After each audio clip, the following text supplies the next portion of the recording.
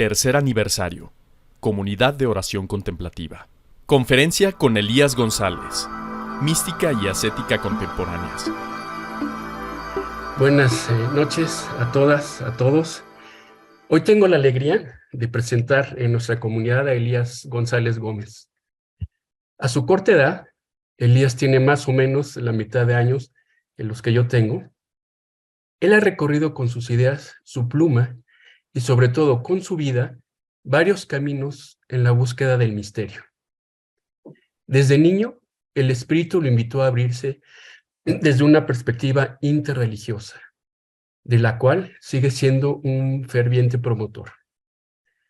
Así, Elías ha sido parte del equipo de la Fundación Carpe Diem Interfaith, del North American Interfaith Network y de A Common Word Among the Youth. Asimismo, esa búsqueda divina ha empujado a Elías a colaborar con comunidades originarias tales como los rarámuris, huixáricas, tzotziles, celtales, quechuas, quichuas y shipibo en la Amazonia peruana. La búsqueda del misterio también lo ha hecho peregrinar en comunidades espirituales budistas, neochamánicas, hinduistas y cristianas. Elías estudió en el ITESO, en la Universidad de la Mística y en la Ibero Ciudad de México. Ha colaborado en la Universidad de la Tierra en Oaxaca y hoy en día es profesor y coordinador de la cátedra Jorge Manzano en el ITESO. Es columnista en el blog de Cristianismo y Justicia, en la revista jesuita Christus. También es miembro del Centro de Estudios Religión y Sociedad de la Universidad de Guadalajara y coordinador de la sección de mística en el blog Somos Cristianos y del blog Amanecer. Por si fuera poco, la búsqueda incesante de Elías por el misterio se ha visto reflejada en varios libros: Impotente Ternura, Descubrirte en lo Pequeño, 7 místicas para transitar los tiempos actuales, Convivencialidad y resistencia política desde abajo, Encuentro, religación y diálogo, El dinamismo místico, Religarnos y Los llamo amigos. En ellos, Elías nos invita a abrir el corazón frente al mundo, a descubrir al misterio en lo pequeño y a vivir la presencia encarnada de Dios lejos de enajenaciones espirituales. Elías nos invita a ser parte de una mística viva, de una mística activa.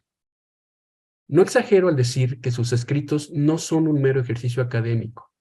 Muy por el contrario, en ellos Elías plasma parte de su vida. Elías escribe y predica con su ejemplo. Sin más, dejo la palabra a nuestro querido Elías. Gracias. Muchas gracias, Rogelio, por esa presentación que pues es como también una carta de amistad y lo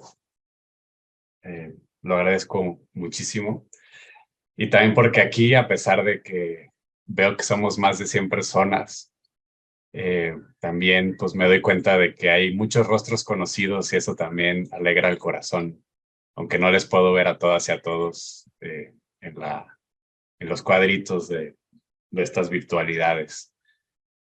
Vamos a hablar un poco de estas virtualidades también porque el tema que propuse para esta conversación del día de hoy tiene que ver con esa pregunta abierta, y ahorita voy a comentar un poco por qué, que tiene que ver sobre la mística y la ascética contemporánea. Es decir, cómo vivir una mística y una ascética en nuestros tiempos. Y digo una pregunta abierta porque la primera cosa que quisiera poner sobre la mesa es un poco la metodología que me propongo compartir con ustedes esta noche. Y es algo que algunos le hemos llamado pensar en voz alta. Me dirán que eso es una frase pues, popular que todo el mundo usamos. Y sí, pero cuando ya la usamos en realidad, cuando asumimos el pensar como algo inacabado y no en un afán de que uno viene aquí a lanzar ya teorías acabadas y verdades absolutas, sino que estamos pensando en voz alta siempre y que por lo tanto simplemente asumimos eso y lo habitamos con gozo y alegría sobre lo inacabado de nuestro pensamiento y con cualquier cosa que podamos proyectar en el mundo. Entonces ya esa frase de pensar en voz alta se vuelve algo más que una mera frase que usamos en la calle y se vuelve pues una metodología de vida y de pensamiento, que es lo que quiero también poner sobre la mesa el día de hoy. En ese sentido, pues tampoco esperen esta noche pues una conferencia, sino un pensar en voz alta que les invitaría a que en algunos momentos de la conversación yo voy a decir cosas como, pues, ¿qué opinan? O alguien tiene algo que aportar en este momento, hay alguna duda, un comentario, porque yo tampoco lo tengo claro. Cuando Rogelio me dijo, bueno, qué quisieras como compartir? Dije, pues a mí me gusta cuando es una invitación así de en confianza, con, con gente con la que además compartimos algo más allá de que es una charla que te invitan a algún lugar, no conoces a nadie, en realidad no te importa mucho, ¿no? En esta ocasión, pues sí que me interesa y sí que me importa conversar con ustedes y que me ayuden a pensar esto de la mística y la estética contemporánea, porque es algo que me quita el sueño actualmente. Y es un pensamiento, por eso les digo que está vivo y que quisiera que ustedes también me ayuden con esto, ¿no? En ese sentido, repito, no estoy lanzando como verdades, sino estas preguntas que actualmente me estoy haciendo y que les voy a platicar un poco en qué términos lo estoy haciendo. Y para ello, pues iniciaré citando un par de cositas, ¿no? Que me parece importante traer a colación. A finales de 1980, Iván Illich, que para quien no sabe quién fue Iván Illich, bueno, Iván Illich fue un filósofo, pensador, historiador, de los grandes pensadores del siglo XX, de la segunda mitad del siglo XX. Fue sacerdote, pero dejó, digamos, los hábitos, como se dice casualmente, en el sentido de, es una historia larga, no la contaré toda. El punto es que él decidió el camino de la construcción de pensamiento para la emancipación de los pueblos y las comunidades, y no tanto el ejercicio ministerial en ese momento. Sin embargo, continuó siempre con una fe viva y, una práctica profunda mística, diría yo, y lo invitaban, incluso cuando dejó de hacer teología, porque sus primeros escritos, que ahorita están recopilados en un libro que se llama The Powerless Church, la Iglesia sin Poder, que ya está disponible en español también, editorial Trota, tiene unas intuiciones bellísimas, por ejemplo, de la relación entre la oración y la muerte, que realmente vale mucho la pena y que ustedes como grupo de oración contemplativa les invitaría a que conocieran estas reflexiones que tiene Iván Illich en torno a cómo la oración también nos prepara a morir y que es una práctica de preparación para el buen morir, de una manera bellísima como lo va trabajando. Después guarda un silencio teológico y, sin embargo, en ciertas ocasiones lo invitaban a hablar. Y en una de esas ocasiones, repito, a finales de 1980, el McCormick Theological Seminary de Chicago, de la Universidad de Chicago, le invitó justamente a dar una conversación, a una charla sobre la ascética contemporánea. Y él escribió en la carta que le dirigió al decano de la Universidad de Chicago, le escribió lo siguiente como para justificar por qué hablar de este tema. Y cito, el ascetismo que puede ser practicado a finales del siglo XX es profundamente diferente a cualquier otro previamente conocido. Y aquí ustedes se preguntarán, bueno, ¿y por qué el ascetismo? Quizás es lo primero que tendríamos que aclarar un poco, a lo mejor ustedes ya lo tienen más claro que el agua y disculpen si esto es repetitivo. La otra cara de la mística es la ascesis. Ciertamente la palabra ascetismo o ascesis no nos gusta en nuestra sensibilidad contemporánea y eso ya, digamos, dice mucho, ¿no? De nuestro tema en cuestión, porque queda claro que a nivel histórico pues podemos descubrir una serie de excesos y de abusos de la ascética, ¿no? Y que a lo mejor muchas y muchos de ustedes pues saben no juzgar anacrónicamente prácticas como la del propio San Ignacio en Manresa, ¿no? Que hoy estaría, digamos, lo juzgaríamos de loco o de teología del castigo o lo que sea, ¿no? Simplemente no aceptaríamos lo que hacía Ignacio en Manresa.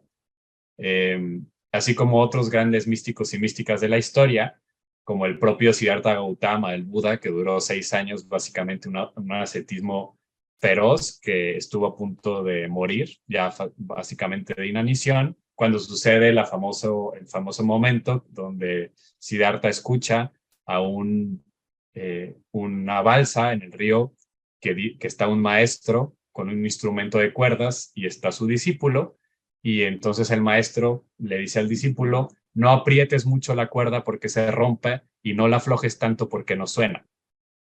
Y ahí entonces Siddhartha descubre la verdad del camino medio, que dice: no es ni la pomposidad del palacio en donde él vivía, ¿no? Quien sabe la historia del Buda sabe que él vivió sus primeros 26 años más o menos encerrado en un palacio porque su padre no quería que conociera absolutamente nada de sufrimiento.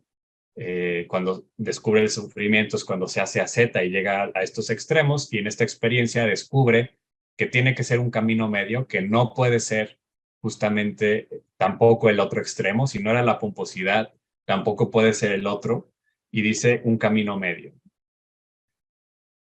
Entonces, digamos que en la historia de la mística, en la historia de la espiritualidad, podemos encontrar muchos ejemplos de mística.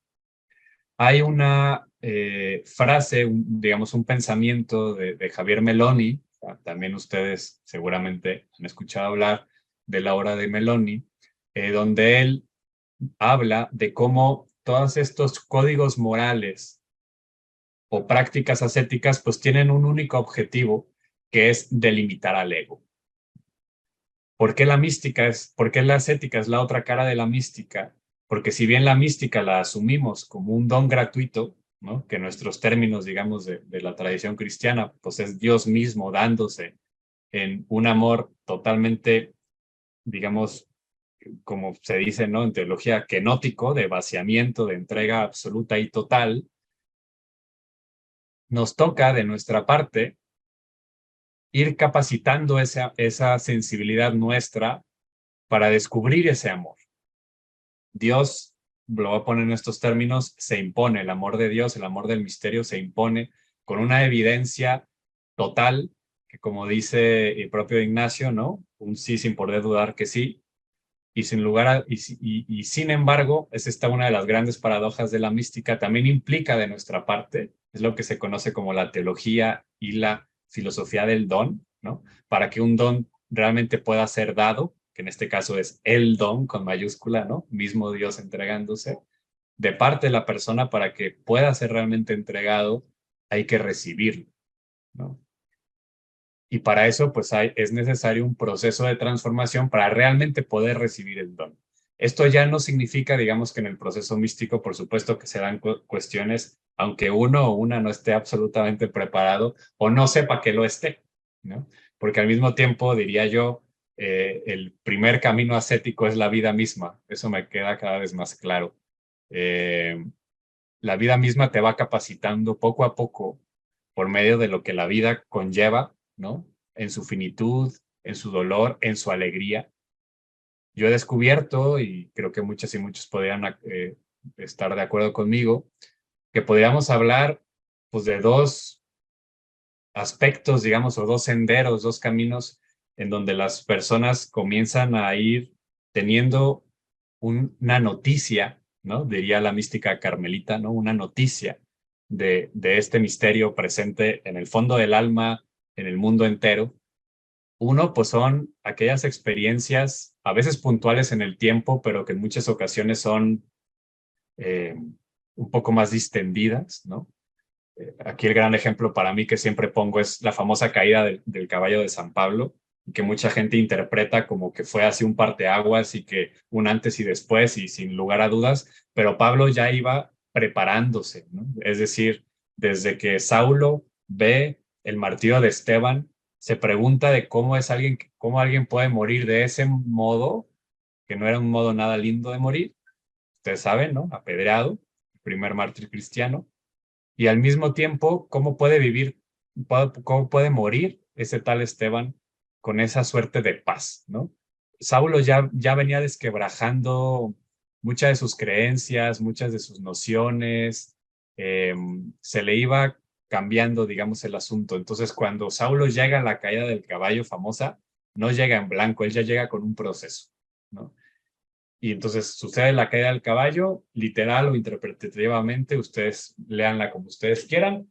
El punto es que él ya viene con un proceso, ¿no? Entonces, nunca es una experiencia netamente aislada, sino que siempre es procesual. La vida siempre es vida mística y no solo experiencias, y por experiencia entendemos con algo en el tiempo, ¿no? Si entendiéramos experiencia en un sentido más profundo, como experiencia, éxtasis, el salir de sí, entonces sí ya es otra connotación, ¿no?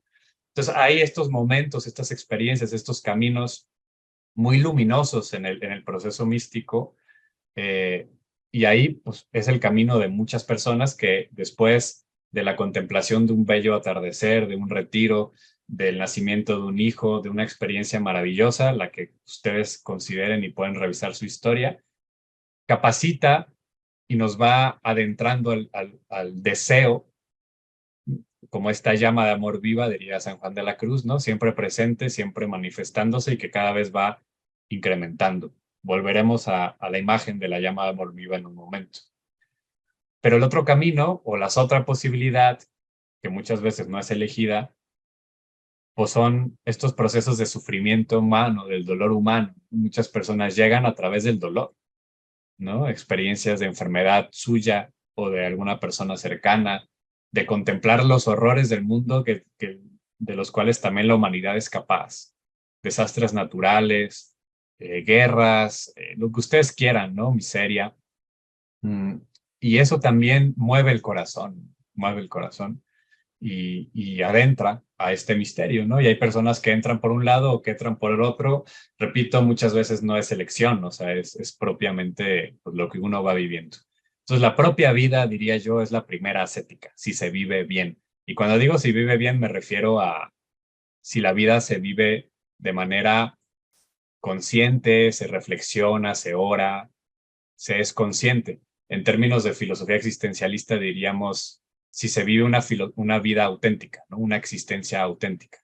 Lo contrario a una existencia auténtica sería la existencia inauténtica o impropia, es decir, pues simplemente una vida que fluye con la cronología, que me levanto todos los días simplemente a vivir una rutina impersonal, ¿no? Donde no hago conciencia, donde no me hago problema de mi propia vida, esa sería una vida impropia. Y en medio de la vida impropia puede acontecer algo, ¿no?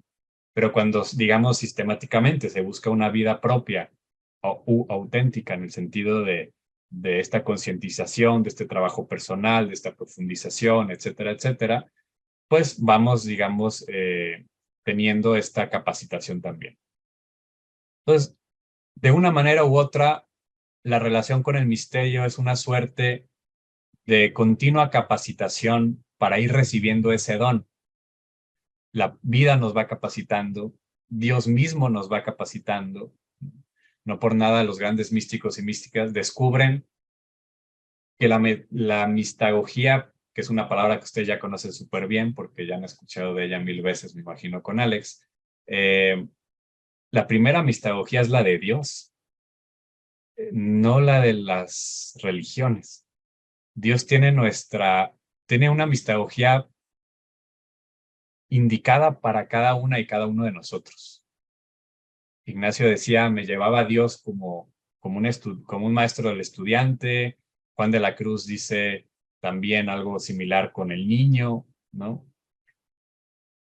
Y entonces, esta mistagogía muy personal que tiene que ver con el proceso en el que paulatinamente el misterio nos va capacitando, nos va sensibilizando para adentrarnos cada vez más, entrémonos más en la espesura, ¿no? Dice uno de los poemas sanjuanistas también. Ese proceso pues viene muchas veces del lado de Dios, viene del lado de la vida, y muchas veces es pasivo, ¿no? En las noches pasivas de San Juan de la Cruz, por ejemplo. Pero también hay estos procesos en los que uno, ¿no? La persona que asume ya el proceso espiritual, la persona que dice, me comprometo, estoy enamorada, estoy enamorado de este Dios, de este misterio con el que tengo relación, también va poniendo de sus modos, va poniendo de sus medios, va organizando su vida, va dándole prioridad a unas cosas y a otras, como dice esta oración atribuida a Pedro Arrupe, que hay toda una discusión al respecto, pero cuando dice enamórate, y eso va a determinar absolutamente todo, va a determinar qué lees, a qué horas te levantas en la mañana, qué es lo primero que vas a hacer en la mañana, con qué gente te juntas, ¿no? Cuando uno está enamorado, cuando una está enamorada, pues se nota, ¿no? E intenta acomodar todo para poder estar con aquello que le detona ese amor, persona, lugar, situación, temática, lo que ustedes quieran, ¿no? En este caso, pues el misterio, lo divino, Dios mismo. Y ese reordenar la vida es lo que yo le llamo ascética, ¿no? E implica una serie de dimensiones, ¿no? Desde trabajar con el cuerpo para que el cuerpo esté más presto, más dispuesto al encuentro con ese misterio. No sé si todas y todos ustedes al inicio de su práctica de oración contemplativa ya eran perfectos yogis y podían ponerse en flor de loto y, ¿no? O sea, el cuerpo pues se dispone y se va trabajando. A lo mejor las primeras veces la espalda era una tortura, ¿no? La mente también, ¿no? La mente se dispone. Pues sí, repito, a lo mejor al inicio también, o sea, a lo mejor ahorita en media hora logran tener 3 segundos de lucidez, pero antes tenían medio segundo, ya es ganancia, ¿no? Yo qué sé, ¿no? O sea, todas estas prácticas para irnos disponiendo, tanto a nivel corporal, etcétera, mental, espiritual, pero también el ordenamiento de la propia vida, ¿no? A ver, me voy a dormir temprano porque quiero hacer mi oración en la mañana, es el horario que he guardado yo para el encuentro con Dios, o en la noche, o guardo estos espacios para mi lectura contemplativa de la escritura. El acomodo de la propia vida es también ascética, así como el ordenamiento de los afectos, ¿no? En términos de Ignacio. Y entonces, pues, la ascética como la otra cara de la mística. Ahora sí entremos al apellido de contemporánea, que volvemos al tema que ya les había citado, ¿no? Vuelvo a Iván Illich. El ascetismo que puede ser practicado a finales del siglo XX es profundamente diferente a cualquier otro previamente conocido. Y aquí voy a citar a un autor más contemporáneo, también ustedes le han de conocer bien, Pablo de Ors, que dice lo siguiente en una entrevista que le hicieron en el 2021 en un diario español. Dice, apagar el móvil, el celular, es al menos el 50% del camino espiritual. Estarán de acuerdo conmigo que esto no lo pudo haber dicho Santa Teresa, no había celulares. Estarían de acuerdo conmigo que esto tampoco lo pudo haber dicho ni el mismo Jesús, ni San Juan de la Cruz, ni el mismo Buda, ni Lao Tse, ni cualquier persona que ustedes quisieran, ¿no? ¿No? Estamos en unas condiciones sociales distintas, ¿no? Y eso es donde yo quisiera como seguir un poco la conversación por esa línea, porque me ha interesado mucho reflexionar al respecto porque lo que he visto también es que nos pasamos por el arco del triunfo esta reflexión, ¿no? Porque no nos gusta la palabra ascética, porque tenemos una sensibilidad 100% moderna y además liberal, pues, de Occidente, súper influenciada por los Estados Unidos. Y no nos gusta que nadie nos ponga ni un solo límite. Como decía Emmanuel Levinas, el gran problema del hombre moderno, la hombre y la mujer moderna, es que pues poner límites a la libertad lo consideran como la gran tragedia de la existencia, ¿no? Y no lo soportamos, no lo soportamos. Pero oh, sorpresa, en realidad la libertad solamente es dentro de un límite. O sea, la libertad es libre, es libertad justamente cuando estamos dentro de la conciencia de nuestra finitud, de nuestro ser limitado. Es decir, hay que distinguir libertad para de libertad de, ¿no? La libertad para, La libertad de es meramente, pues bueno, ser libre de esto, de aquello, de las cadenas psicológicas, sociales, económicas, que ustedes quieran, pero no nos podemos quedar en una suerte de libertad como limbo. La libertad solo es cuando se ejerce. Ahí se estamos haciendo libres. No podemos ser potencialmente libres, solo se es libre en acto. Y en ese sentido, pues solo somos libres cuando ejercemos la libertad. Y ejercer la libertad siempre implica limitarla. Y es lo que Eric Fromm le llamaba el miedo a la libertad, ¿no? Porque tenemos tanto miedo a realmente ser libres, porque no queremos, porque tenemos una noción tan acotada de la libertad, que nunca queremos realmente comprometerla. La libertad solo es cuando se compromete, repito, cuando se ejerce, cuando libremente se decide. Y toda decisión, por definición, es una renuncia. Porque si yo tengo 30 sabores de helado, de nieve, enfrente mío, pues solo puedo pedir uno, o dos, o tres máximo, pues, pero no me puedo tomar los 30 en ese momento. Tengo que decidir. Y decidir por mis 3 favoritos implica renunciar a los otros 27, ¿no? Y perdón por el ejemplo súper chusco, ¿no? Pero hagan los símiles en su respectiva situación, ¿no? Toda elección libre es un acotamiento de la propia libertad, ¿no? Es la renuncia a otras posibilidades. Pero no es lo mismo renunciar, que eso es ascética, como dice San Juan de la Cruz, ¿no? Durante muchos siglos se leyó muy mal a Juan de la Cruz, no por culpa de Juan, sino por culpa, pues, de los que lo censuraban. Incluso los propios carmelitas no leían ni Llama de Amor Viva ni Cántico Espiritual, y solamente leían Noche Obscura y Subida al Monte Carmelo, y eso transgiversa absolutamente la experiencia sanjuanista, porque Juan de la Cruz dice muy claramente que todo este proceso de las noches, que todo este proceso de la purificación, en estos términos diríamos, todo este proceso de la ascética, es porque hemos conocido un amor mayor, un amor mejor. Entonces, ustedes vayan a cualquier decisión importante en su vida que consideren, que además optaron bien por amor, pues el amor simple implica renuncia. Si yo decido estar con una persona, indistintamente, irremediablemente estoy renunciando a las otras, ¿no? En un sentido de relación idéntica con aquella con la que estoy elegido, ¿no? No significa que las otras personas desaparezcan, sino que renuncio a tener este tipo de relación que yo he decidido exclusiva con alguien, pues porque quiero, porque amo, ¿no? Y entonces estas renuncias que se hacen porque encontramos el amor mejor, porque encontramos el amor mayor, 100% evangélico, ¿no? Aquel que encuentra la perla enterrada en el terreno, la vuelve a enterrar, vende todo lo que tiene, va a la compra y la vende y compra el terreno, ¿no? Porque sabe dónde está el tesoro. Y en ese sentido, estos procesos de irnos acomodando es la ascética. Pero vuelvo a lo mismo. No es lo mismo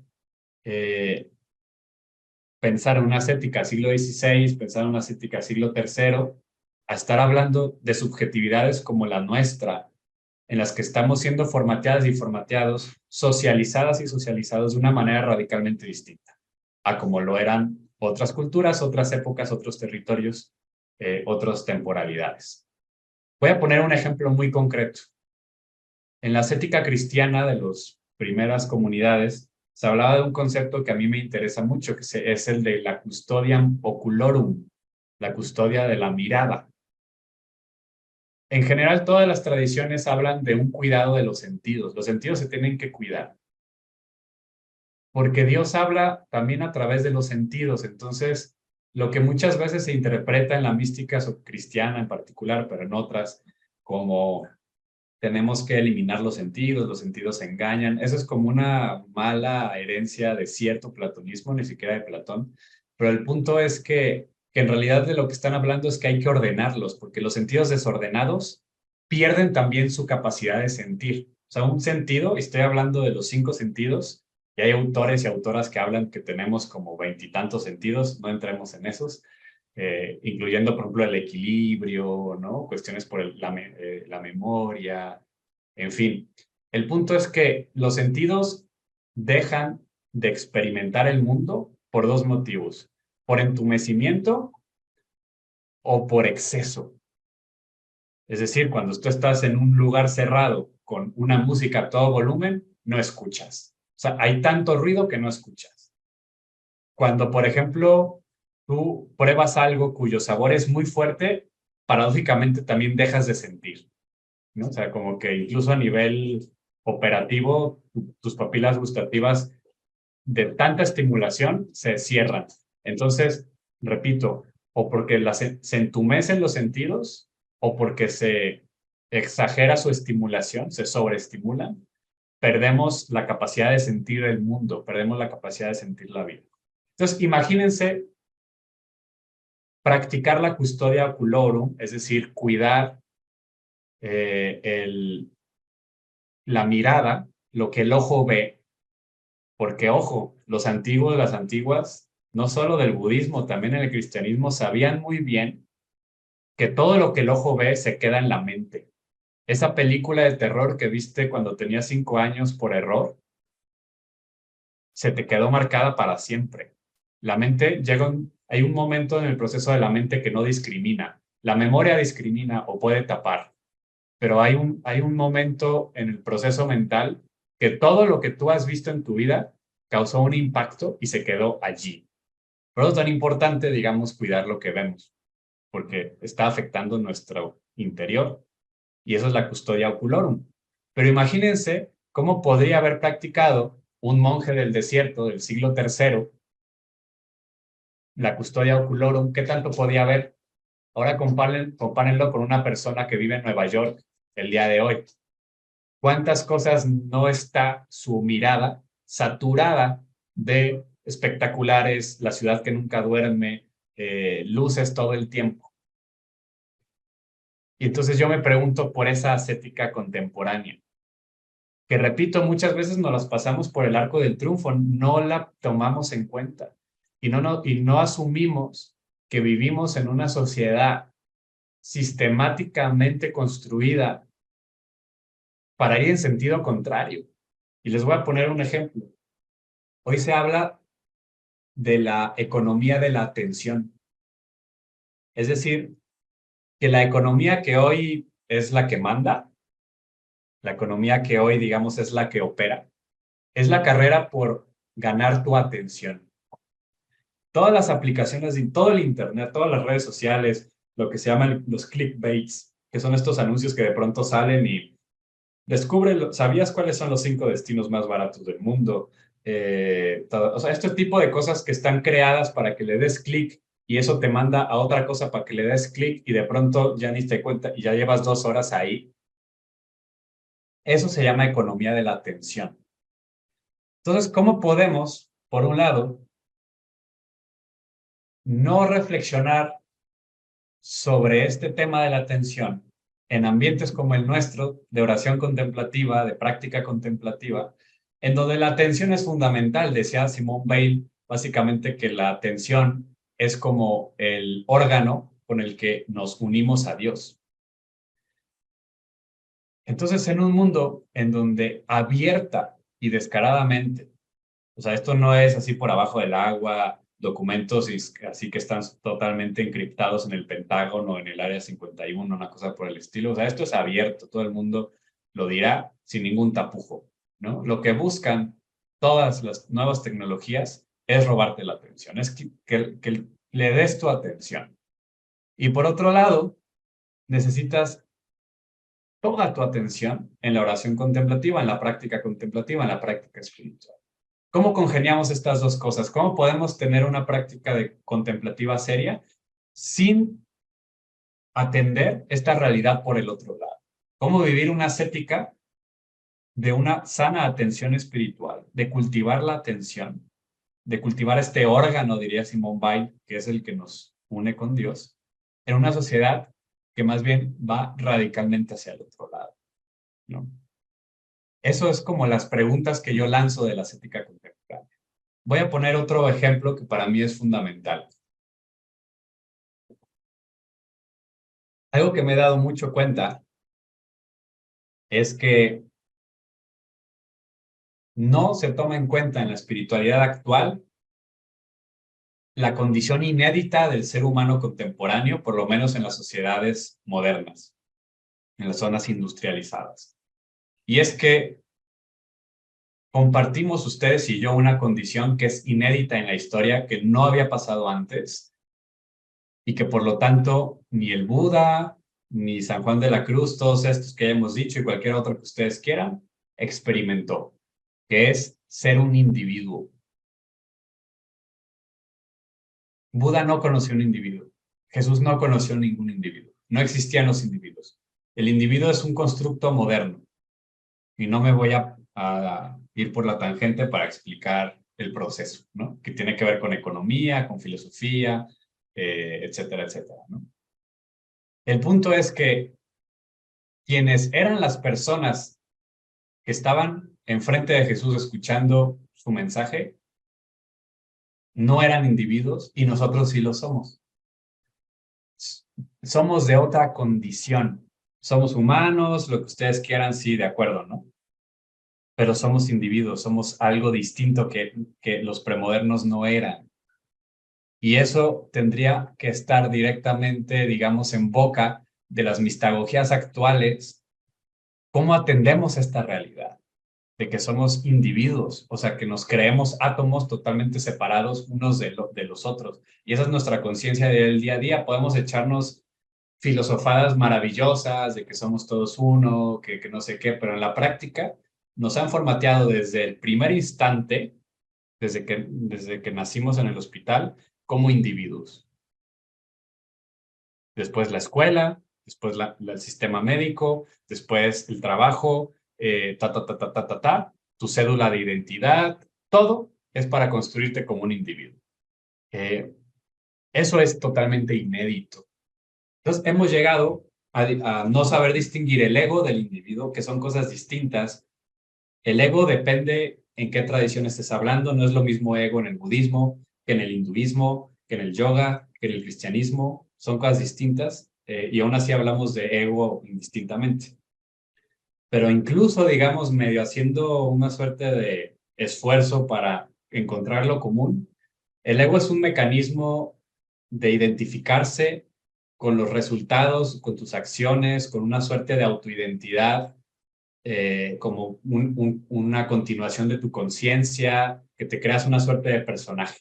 Eso, podríamos decir, es un invariante humano, ha estado ahí. Pero la noción de individuo es distinta, es otra cosa.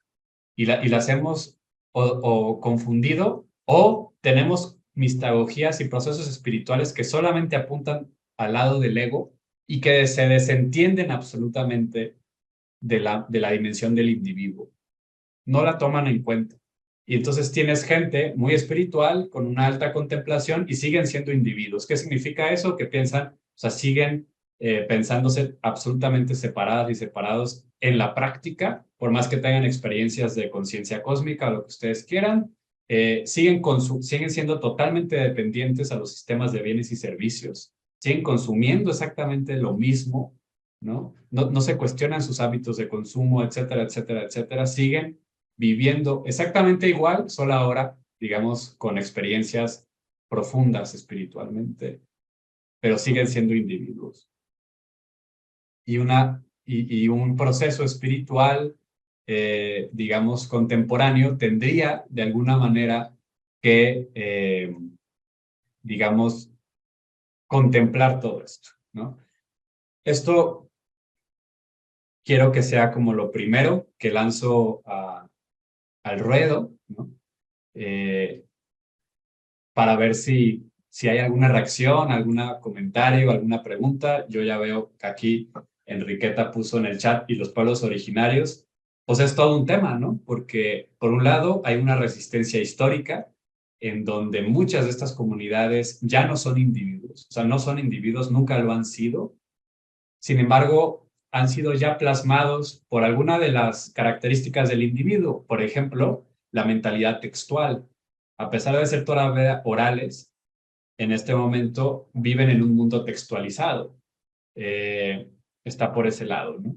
Por otro lado, las nuevas generaciones de las comunidades ya están cada vez más individualizadas, ¿no? Entonces, digamos que yo sigo reconociendo en los pueblos una de las posibilidades para desaprender nuestra individuación, pero que cada vez está mucho más en peligro, por decirlo en estos términos, ¿no? Dicen por acá, por favor, abundar más sobre el individuo. Depende, obviamente, pues lo que uno entiende por la palabra, ¿no? Porque uno de los grandes malentendidos a veces sería como decir, no, o sea, lo que estoy diciendo no tiene nada que ver con un argumento que nos quiera llevar a una suerte de masificación, ¿no? Como de quitar la noción de la persona. La diferencia entre individuo y persona es que la persona es un nudo de red de relaciones. La persona es relaciones. Persona viene de personare, que también tiene que ver con resonar, ¿no? Y lo que resuena son relaciones, ¿no? Por eso todo el tema trinitario. O sea, la Trinidad son 3 personas, no 3 individuos.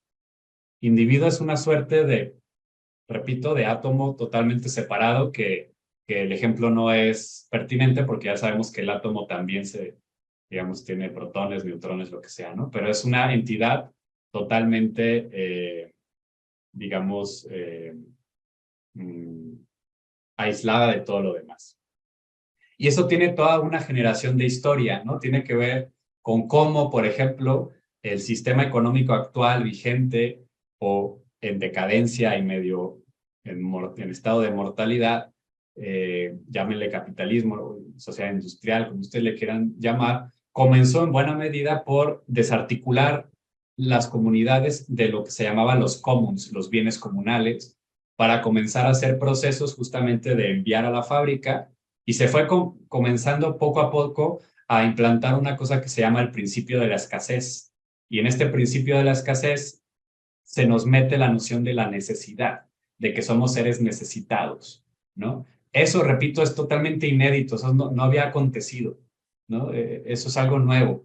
Y un poco mi pregunta es cómo plantear una ascética en estos términos de lo que podemos nosotras y nosotros ir contemplando, ir manejando, ir capacitando nuestra sensibilidad en estas nuevas circunstancias que en las que estamos, ¿no? Y no podemos, digamos, como eliminar, ¿no? Esa sería la razón de por qué no trasciende la educación humanista a la sociedad. No estoy muy seguro, María Elena, de entender tu pregunta, entonces no quisiera como fallar en ella. Sí, si la puedes como desglosar un poquito más, te lo agradecería. ¿Es la religión un modo para generar individuos aparte? Gran pregunta, ¿no? Gran pregunta. Digamos,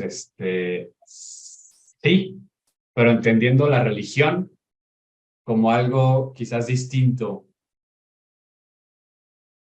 Es que estoy intentando decir, o sea, como no irme por esa tangente porque es un tema que sí, que me mueve mucho. Mi último libro es básicamente eso. O sea, podría yo decirte que mi último libro es un deseo de responder esta pregunta, ¿no? Que si la religión genera individuo.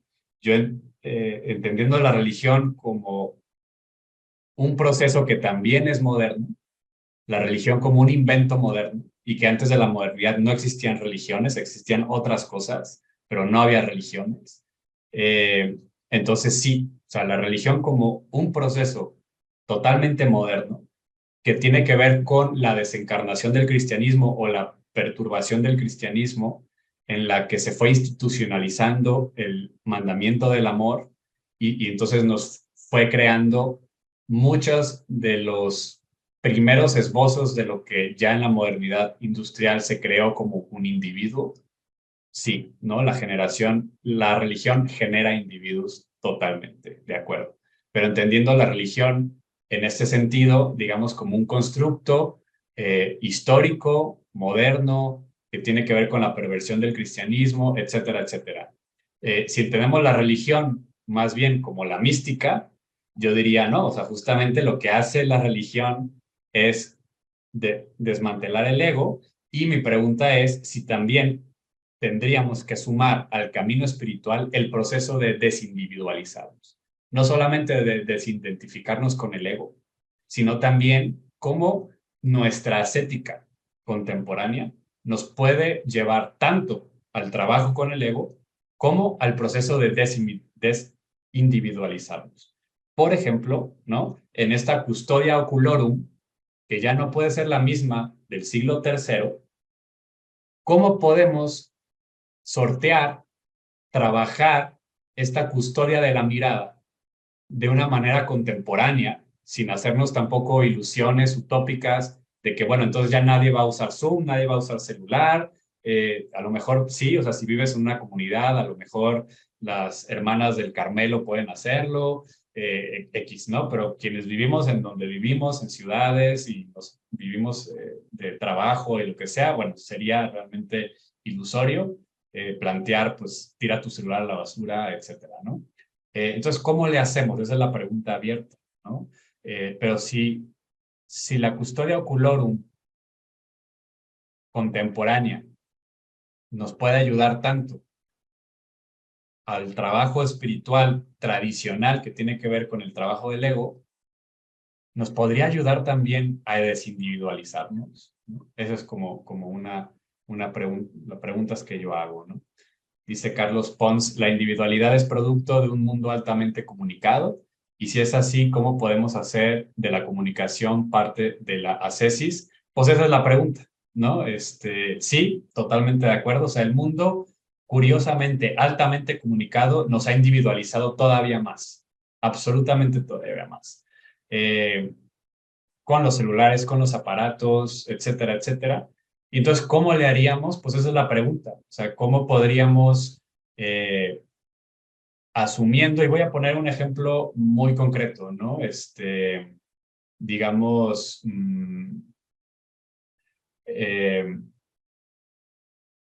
tengo un amigo muy querido que hizo su tesis sobre algo que él le llama el yoga de las imágenes. O sea, él quiere trabajar algo pues, similar, cercano a lo que yo estoy haciendo, que es, a ver, el Buda, él lo hace más desde el budismo, ¿no? El Buda no conoció el cine, estamos de acuerdo. En tiempos de Buda no había películas, ¿no? Sin embargo,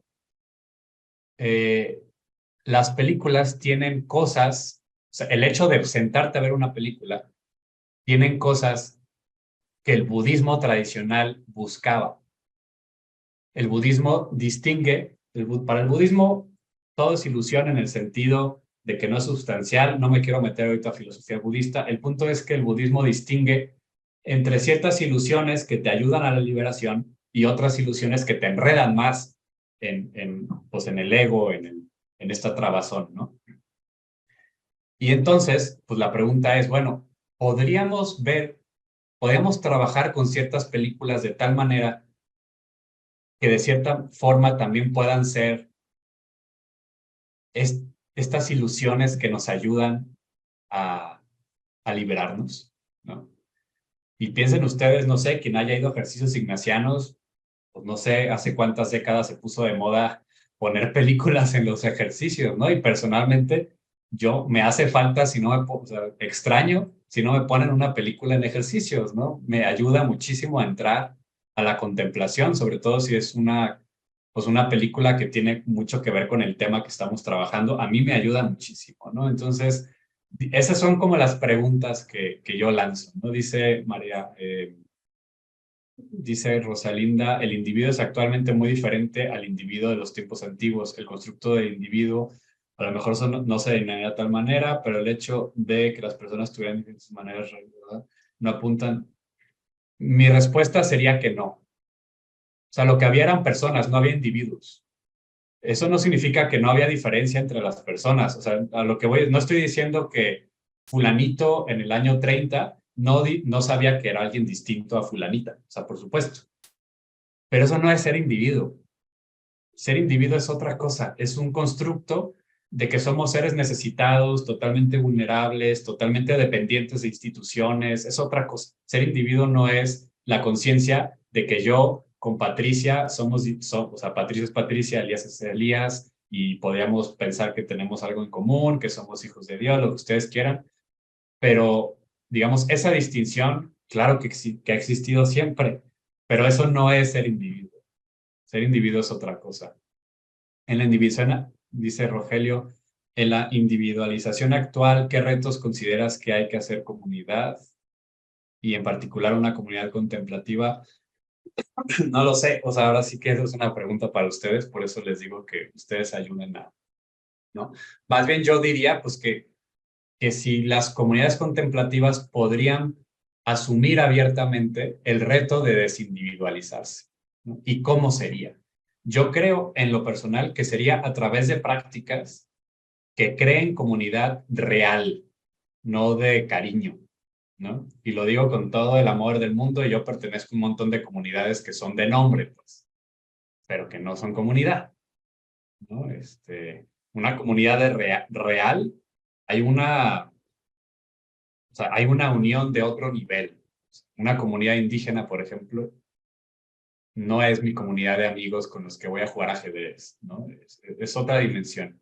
Entonces, ¿cómo nos ponemos de acuerdo? ¿Cómo hacemos amistad? Yo diría que la amistad es uno de los procesos, pero sobre todo, ¿cómo recobramos una vida en donde la comunidad esté en el centro, la comunidad en cuestión, no la comunidad abstracta, sino esas personas concretas de carne y hueso, nos ayudemos a mantener la vida. Y para eso hay que regresar a lo básico. ¿Cómo nos apoyamos para comer de manera diferente? ¿Cómo aprendemos de manera diferente? Construir, o sea, ¿no? Hay distintas experiencias de huertos urbanos en la ciudad, hay experiencias como ustedes de oración contemplativa, y poco a poco yo creo que se va sumando. O sea, yo conozco grupos que comienzan trabajando huertos urbanos y eso los lleva a, por ejemplo, en algún momento a plantearse prácticas espirituales en común, pero puede ser al revés. Puede ser que alguien en un grupo empiece con una oración contemplativa y también haga posteriormente otro tipo de práctica, ¿no? No es en realidad comunicación, no es en realidad comunicación, es recepción de información. Sí, dice Maru, la pregunta si quiero entenderte totalmente, sí, o sea, podríamos decir que lo que hoy llamamos comunicación, pues no es tanto comunicación, ¿no? Pero creo que la pregunta anterior sobre la comunicación, pues tenía que ver con esto, ¿no? O sea, cómo podemos valernos de otras cosas. El concepto de individuación es importante del desarrollo humano, sabernos sujetos, no individualistas, sino sujetos pertenecientes, pero si asumimos responsablemente nuestra vida y vocación. Repito, aquí depende de lo que entendamos cada quien por persona. Yo no identifico ni persona, ni individuo, ni sujeto. Repito, el individuo es un proceso moderno. Sujeto es otra cosa, como lo dice la palabra, ¿no? Individuo significa indiviso, sujeto significa sujeto, y eso siempre hemos sido. Persona, ya lo dije. Para mí el individuo es otra cosa. Si no les gusta la palabra, llamémosle X. El asunto es que hoy somos X y nunca antes habíamos sido X. ¿Y cómo le hacemos para trabajar con esa nueva condición? Esa es como la pregunta que yo hago. El ego, el que nos aparta de Dios, se equipara al yo, y ahora el individuo versus el ser uno con los demás son temas complejos totalmente. Eso lo asumo irremediablemente, ¿no? El ego se equipara al yo, depende de la tradición. Por ejemplo, en el budismo zen, sí, en el budismo zen se traduce el ego como el pequeño yo, pero luego en la tradición cristiana a veces se distingue el yo con minúscula del yo con mayúscula. Ahí depende de qué tradición estés hablando. Que si el proceso de globalización nos ha unido más como comunidad, yo creo que absolutamente no. Le ha servido a ciertos grupos de intereses para controlarnos mejor, sí, totalmente, ¿no? Pero unidos como humanidad, no. Hola Elías, muchas gracias por lo que compartes, unas reflexiones místicas completamente ligadas a la vida que vivimos todos los días. ¿Sabes que interpreta una reflexión sobre ciertas posiciones que llamaría fundamentalistas que promueven la renuncia al mundo como el lugar del pecado, se alejan de los ciencias, de la política? Esta también es una tesis frente al mundo, pero como dice mi posicionamiento, totalmente de acuerdo. Si se dan cuenta, en realidad, pues todo lo que yo estoy hablando en este momento tiene una fuerte connotación política, ¿no? Es decir, un posicionamiento espiritual que se crea apolítico ya es político.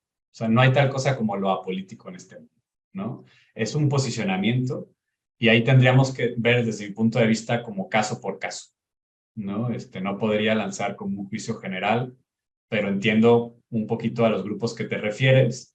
Y sí, o sea, como este desentendimiento total de lo que sucede en el mundo, de mi punto de vista no tiene nada que ver con la dimensión espiritual, ¿no?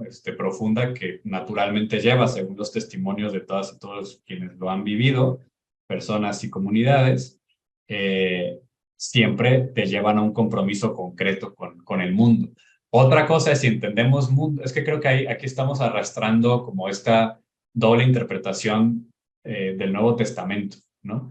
Que mundo en el Nuevo Testamento no significa el mundo, así el planeta Tierra, significa el orden establecido, ¿no? Entonces, cuando hablamos de los valores del mundo, pues estamos hablando, pues, o cuando el Evangelio dice el príncipe de este mundo, pues está hablando del dinamismo, en términos ignacianos, del dinamismo del mal espíritu, el dinamismo del poder, pero no está hablando del mundo, por supuesto que no. El primero que lo encarnó, pues fue Jesús, ¿no? Preocupándose y haciendo todo lo posible por sanar y por estar presente con los que más sufren, ¿no? Entonces, esa suerte de desentendimiento del mundo, que era un poco la línea de los esenios, por ejemplo, en tiempos en esa época más o menos, pues no tiene que ver con una postura evangélica, ¿no? Entonces, yo creo que esa es o sea, estos grupos pues están interpretando de una manera, de mi punto de vista, pues no acertada, esto de salir, o sea, de no estar en el mundo, que tiene que ver con no girar, que tu vida no gire en torno al dinamismo de la búsqueda de poderes, de famas, etcétera, etcétera, ¿no? Pero no va por ahí. Comunidad que es virtual es comunidad, no sé. Para mí es muy difícil, pero repito, pues es una suerte de comunidad a cierto nivel. O sea, yo creo que hay que asumir que todas estas nuevas comunidades que estamos creando van a tener sus límites. Y como son nuevas, pues estamos experimentando. Entonces, pues no sé. O sea, yo creo que a lo mejor sí, una comunidad virtual puede llegar a un nivel profundísimo, pero a lo mejor va a cojear de muchas cosas que una comunidad presencial sí puede tener. Hay un aforismo que dice, el ojo ve lo que está detrás de él. En ese sentido, el cuidado de la mirada es responsabilizarse del sentir, pensar que se produce en el mirar. Sí, totalmente de acuerdo, ¿no? Iría por ahí yo creo que una de las cuestiones. Difícil definir el constructo de individuo porque estamos demasiado inmersos en ese constructo, todo el sistema refuerza. Sí, totalmente, ¿no? Esa es como pues mi invitación, que pensemos si podemos desmantelarlo con esta ascética en relación, ¿no? con la espiritualidad. El individuo nos está llenando a una fuerte división a nivel social y política. Parece que nunca vamos a llegar al diálogo, de acuerdo en muchos sentidos. Un individuo auténtico reconocería sus límites y limitaciones. Un individuo actualmente no se conoce. Son identidades falsas, como sí, totalmente de acuerdo, podría ser.